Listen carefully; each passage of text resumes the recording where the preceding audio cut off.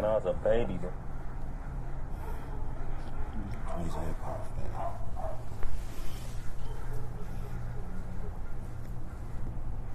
What up, what up? What's the deal? How y'all feeling out there? Wax Wonder, what's poppin'? Horseman 84, what it do? Blaze 1304, what's poppin'? Axe Low, what's happening? Crazy. It's our teenage years. Y'all didn't know I had bars. How many of y'all seen that, St. Marshall? how many of y'all seen that, what's the name, man? That interview with Sway. The Sway interview with him. Yeah, there you go. Look at that. And I signed a Watching it. vinyl for him. Man, look at that, man. Look at Incredible. Yo, man, your signature's so much better than mine. Thanks, man. Yeah, no problem, man. Yeah, you threw me off with that. It's kind of crazy how he started off the interview. You know what I'm saying? Y'all gotta excuse the dogs barking. But anyway, he started off the interview giving Sway props and showing, you know, this album that Sway was a part of. You know what I'm saying? Before we all knew him to be Sway, the journalist, you know, probably the top tier. I ain't even gonna say probably the top tier journalist of all time in hip hop. Probably he probably the GOAT, Sway. I mean, you know, if you go do your history, you gonna see Wake Up Show, the world famous Wake Up Show. I mean, that's the first time I ever heard Eminem on the radio. That's the first time I ever heard Biggie on the radio. That's the first time I ever heard Pac freestyle. Like, they got it all. They got it all. They was really the central hub, Sway and King Tech. You know, them is like my brothers, man. We family, so it was dope that M had that record, you know what I'm saying, and got his autograph on there showing you that he's still a hip-hop fan. So there's a lot to talk about, man. I'm going to start really just hollering at y'all more often. You know, I got this phone right here.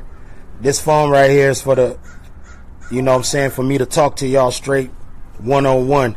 I'm about to go on the road tomorrow, knock out a few shows, and I'm going to have that phone on me. So after the shows or before the shows, I'm going to put the number out. We're going to talk and chat it up, you know what I'm saying? But anyway, back to this interview. Sway in Detroit interviewing Eminem. You know what I'm saying? Now, part one was like a teaser, right? Because they didn't really get into, you know, the whole Joe Budden, MGK. They kind of just like teased you into it. You know what I'm saying? But the look on his face is like he was about to really expose, like he's about to expose his feelings, his real true feelings.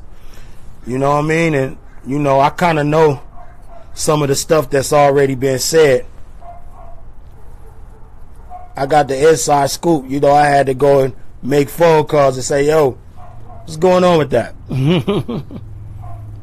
But, you know, I think this is the first time M has been so out there with it, you know what I'm saying? He's been real mysterious throughout his career, you know what I'm saying? And he's just letting it out, you know what I mean? And I love it. I'm glad that he's doing it, you know, speak your mind. If everybody else is speaking their mind, you should speak your mind too, you know what I'm saying? Savant Society was good. Ironic was popping. Who would win a battle between Joe and M? It'll be a tougher battle than people think. I think a lot of people just automatically think M is just going to wipe up Joe. But, you know, Joe, he know how to put his words together. He know how to express himself. It's not going to be just like, oh, M going to wipe him, because we know M is robotic.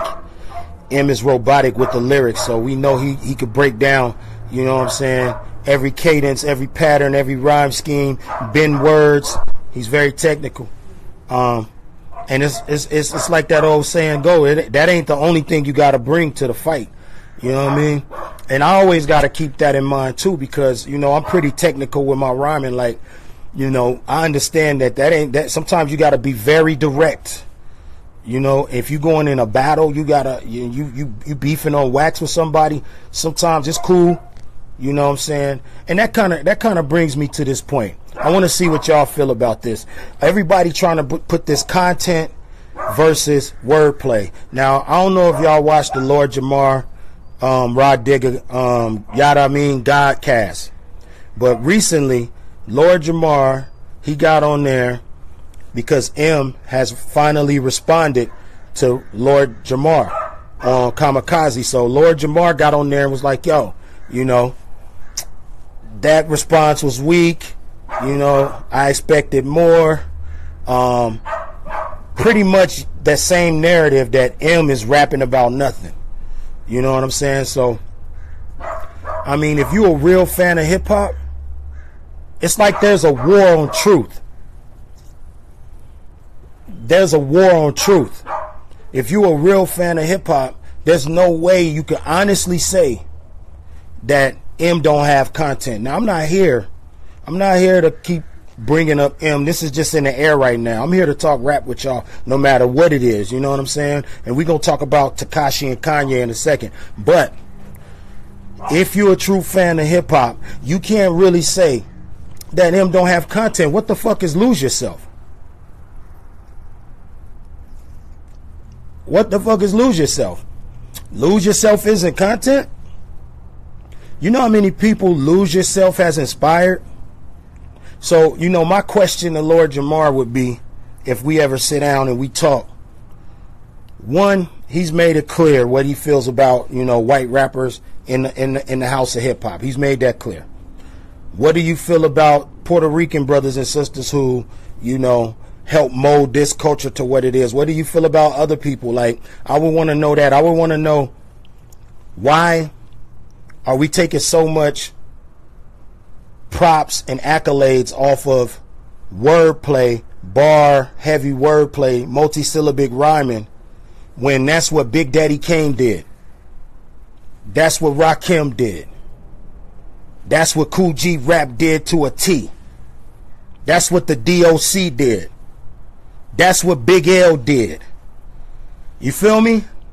So how can we take the importance off of that? Because when I was watching it, and they had a very good debate. Rod Digger was really, she was in there. You know what I'm saying? And Jamar had some points on his side when he brought up Scarface. You know what I mean?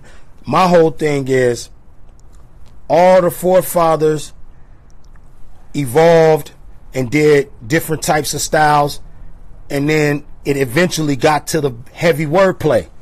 Big Daddy Kane, like I said, Big Pun, Big L, Kool Moe D.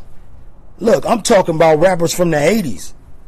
You know what I'm saying? That was doing that compound rhyming, inner rhymes, rhymes within the rhyme. How come we just looking at M and saying, oh, he's rapping about nothing? That ain't nothing. Is that an agenda? Is it an agenda now to just say that all this compound heavy bar rhyming, that ain't nothing? Nah, that's something. You know what I'm saying? It's always been something. It ain't never gonna be nothing. It's always gonna be something in hip hop. Because we about this wordplay, stretching words, bending phrases, doing all that. Like, this is when you really care about your craft and you want to express yourself differently than everybody else. Almost this content versus multi-syllabic rhyming is almost the same argument that the corporate music talking heads who aren't for the culture, your views are almost lining up with theirs, because you're saying, in a nutshell,